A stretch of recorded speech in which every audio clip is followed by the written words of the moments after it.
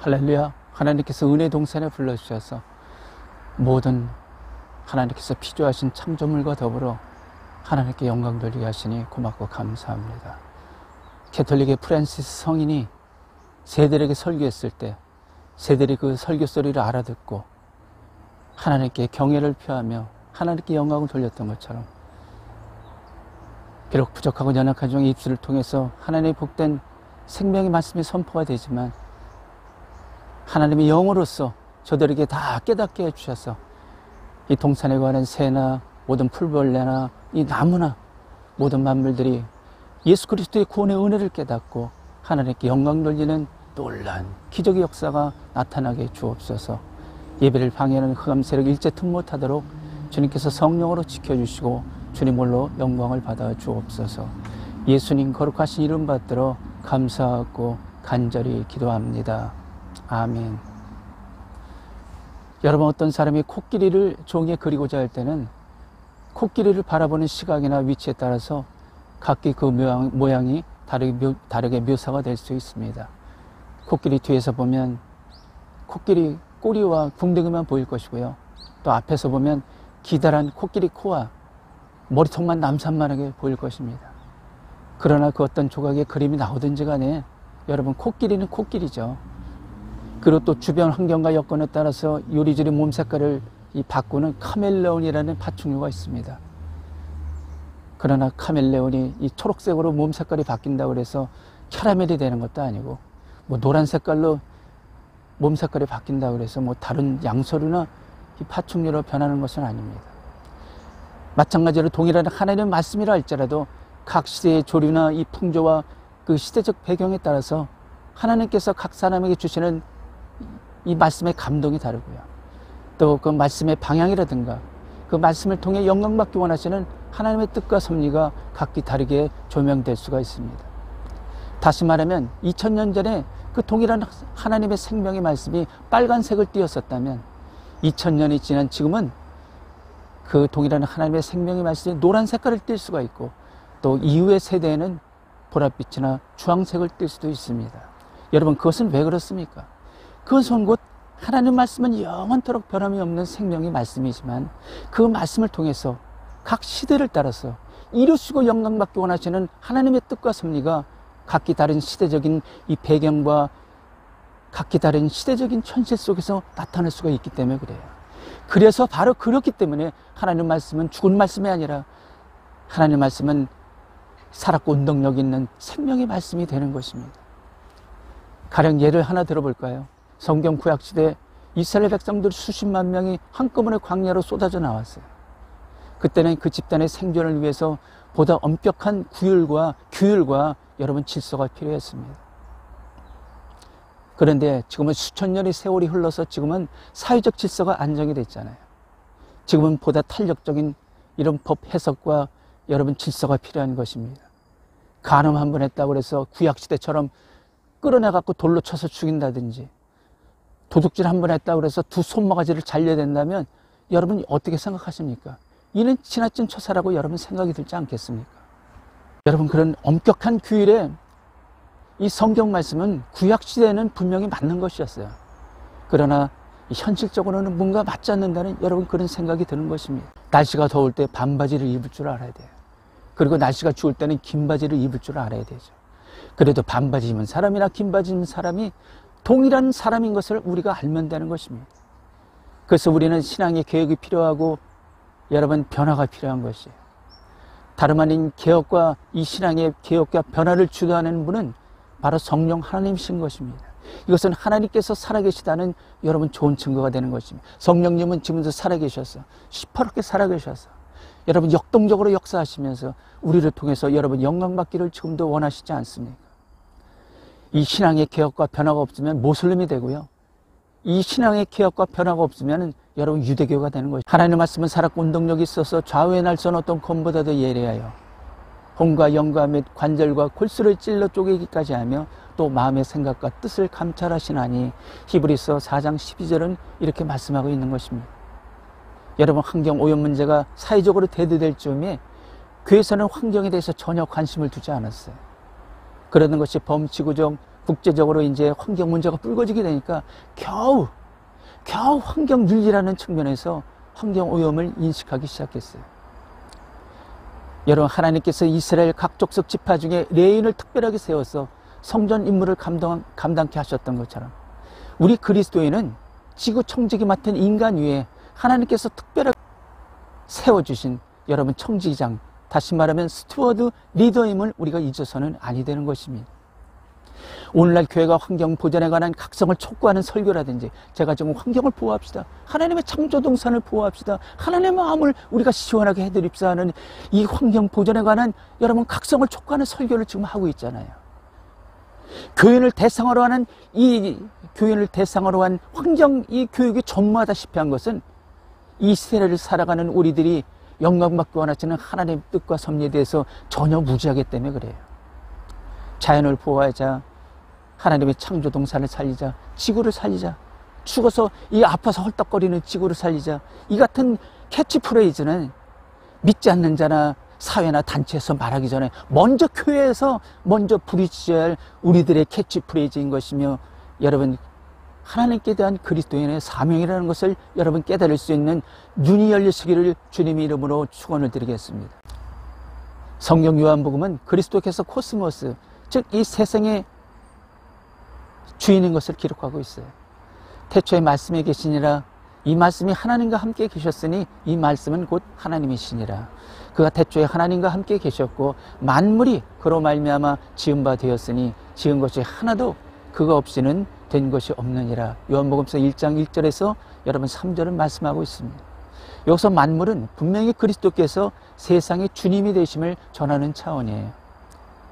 그렇기 때문에 이 세상에 우리 그리스도께서 주님이 되신다는 의미는 하나님의 독생자이신 예수 그리스도께서 이 땅에 사람만을 위해서 오신 것이 아니라 온 창조의 땅과 하나님의 피조의 세계에 오셨다는 것을 잘 말해주고 있어요. 여러분 골로새서 1장 20절에 동일한 말씀이 기록이 되어 있습니다. 흔히 말하기를 우리가 풀잎에 맺힌 작은 인술방울에도 만물이 담겨 있다고 그러잖아요. 그리고 또 인간의 몸은 소우주라고 이렇게 표현하는 사람도 있습니다. 제 몸속에, 여러분 몸속에도 마찬가지예요. T자, Y자, 마이너스, 삼각형, 여러분 기차 레일하고도 똑같이 생겼어요. 그 같은 세포도 있어요. 그리고 심지어는 우주선 모양하고 똑같이 생겼는데 이 박테리오 파지까지 여러분 내 몸속에 살고 있는 것입니다. 이 다양한 이런 생명세포들이 저와 여러분의 몸속에 살고 있단 말이에요. 우리 몸속에는 60조 개나 되는 생명세포가 있어요. 그것을 인간세포라고 하는데, 그러나 그 인간세포보다도 훨씬 더 많은 이 세균이나 박테리아 몸뚱아리가 200조가 이상이나 된다고 하는 것입니다. 그것들이 한데 어우러져서 내 몸속에 살고 있단 말이에요.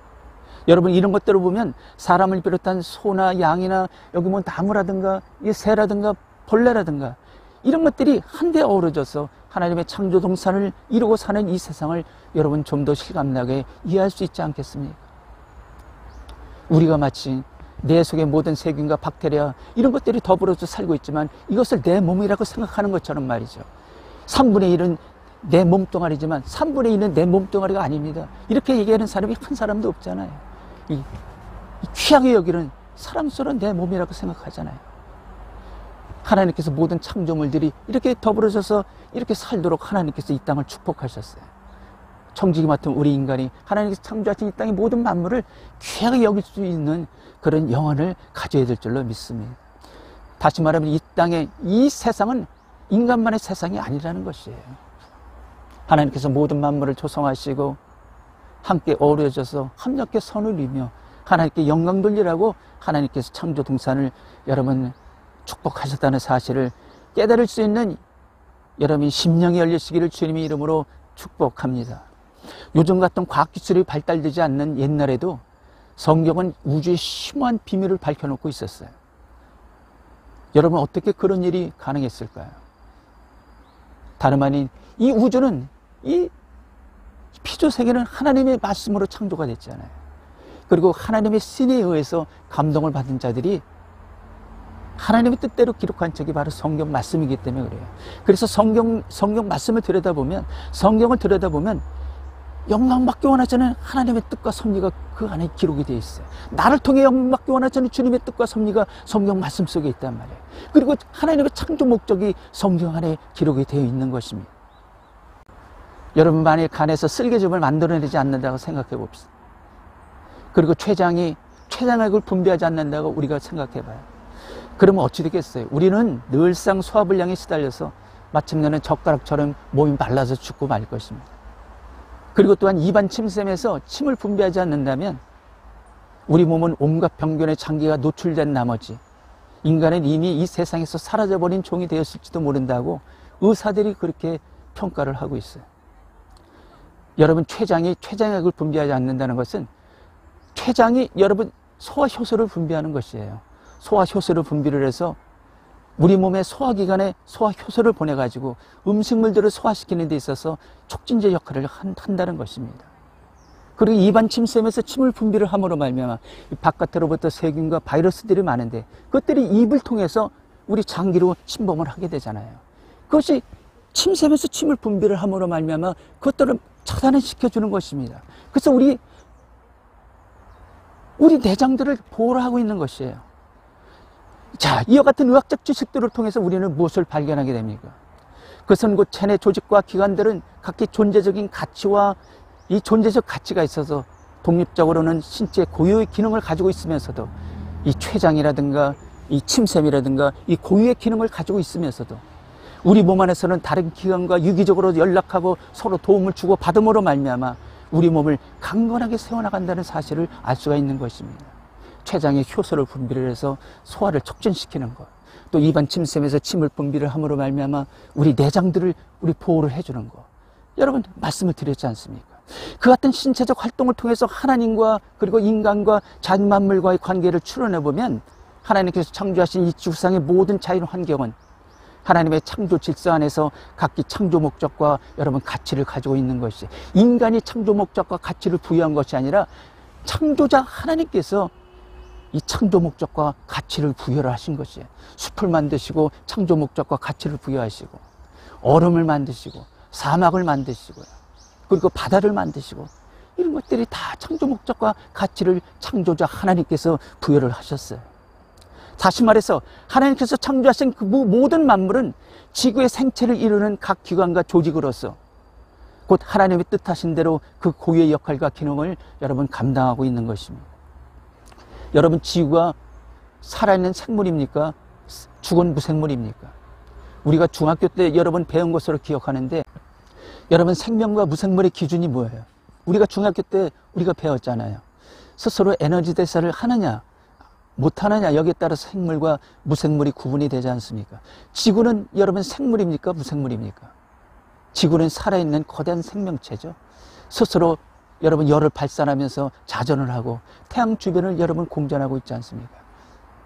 코끼리 이 발등 위에 개미가 한 마리 앉아있다고 생각해 봅시다. 개미 눈이 너무 작아서 코끼리를 가늠할 수가 없어요. 마찬가지로 거대한 이 생명체 지구는 우리 눈에는 너무 커서 우리가 꼭 죽어있는 무생물로 보이는 것입니다. 그러나 살아있는 여러분 생명체예요.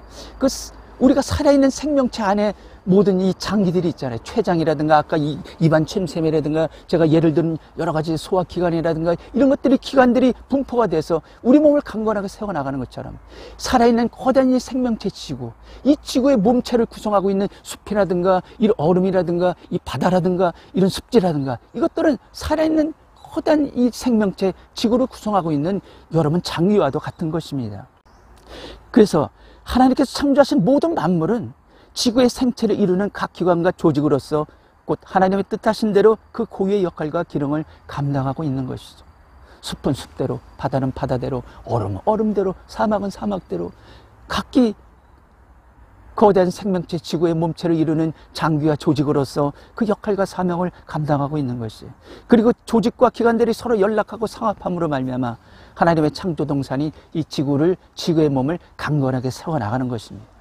그런데 인간의 탐심으로 말미암아 우리가 자연 환경이 도륙되고 파괴된다면 이는 하나님께 대해서 범죄하는 것이에요.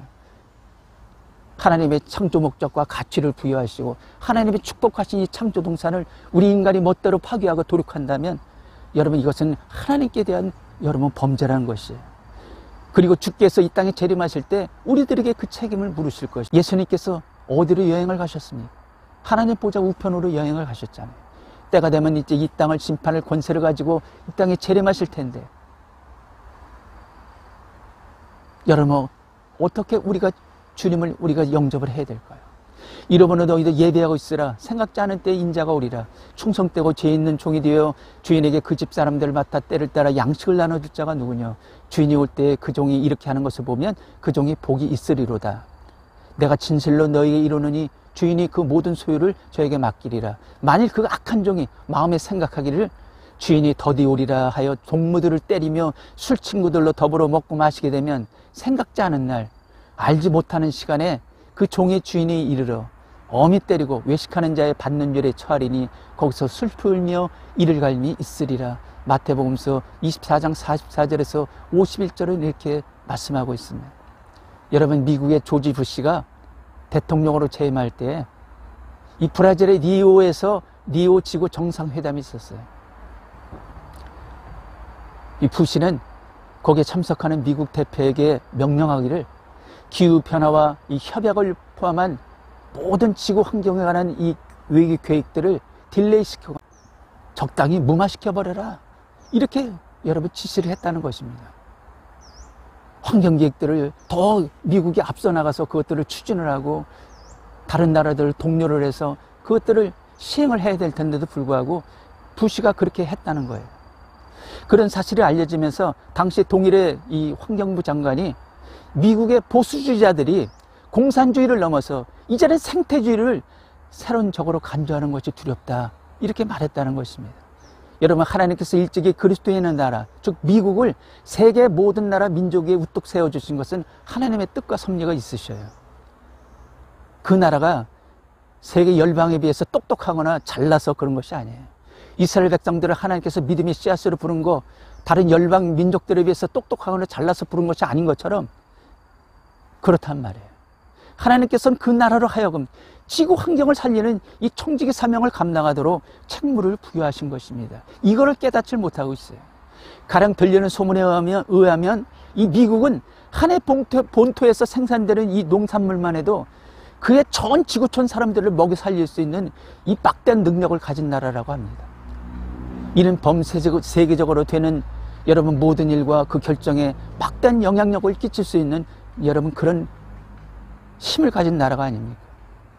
그러나 그럼에도 불구하고 지구촌 환경이라든가 대륙 간의 부의 분배를 조정하는 이 청지기 사명에 대해서는 지극히 미온적이고 여러분 소극적입니다. 이것은 미국이라는 나라가 하나님의 뜻과 섭리에 대해서 여러분 무지하기 때문에 그래요. 그리고 주의 종들이 타락하고 부패를 해서 그 정치인들, 그런 리더자들을 여러분 인도하지 못하기 때문에 그래요. 자연을 지배하고 다스리는 독립된 어떤 존재로서가 아닌 자연의 일부로서 원시 자연과 호흡하며 여러분 겸손하게 살아가는 사람들, 여러분 어떻습니까? 이제까지 우리는 비열한 물질 문명의 이 상대적 속성을 우리가 경험하고 우리가 체험함으로 말미암아 이제 정치 문명의 소중함을 더욱더 깨달아 알게 됐어요. 우리가 육적인 삶보다 우리가 영적인 삶이 얼마나 소중하고 얼마나 귀하다 하는 것을 우리가 깨달아 알게 됐단 말이에요. 결국 원시적 삶의 스타일이 우리 인간의 최대 과학이며 여러분 자연 속에서 호흡하며 이렇게 사는 삶이야말로 인간이 누릴 수 있는 최고의 문명이요 여러분 행복이라고 이렇게 말할 수가 있을 것입니다. 왜 그렇습니까? 인간의 과학기술 문명의 발달의 그 목적이 뭐예요? 그것은 인간의 행복을 여러분 위해서 우리가 수단적으로 강구해온 것들이잖아요. 근데 실제로는 어떻습니까? 인간의 과학기술 문명이 발달하면 발달할수록 여러분 인간의 행복지수는 여러분 바닥을 친다는 것을 우리가 여러분 잘 알고 있지 않습니까? 유엔에서 몇 년에 한 번씩 조사하는 각국 각 나라 이 국민을 대상으로 해서 여러분 행복지수를 조사를 하잖아요. 그 행복지수를 보면 과학기술 문명이 고도로 발달되고 경제적으로 부여를 누리는 국가들이 여러분 행복지수를 보면 거의 밑바닥 수준이라는 것을 알고 있어요. 참고로 우리나라는 10대 경제 강국임에도 불구하고 우리나라는 여러분 행복지수가 63이잖아요.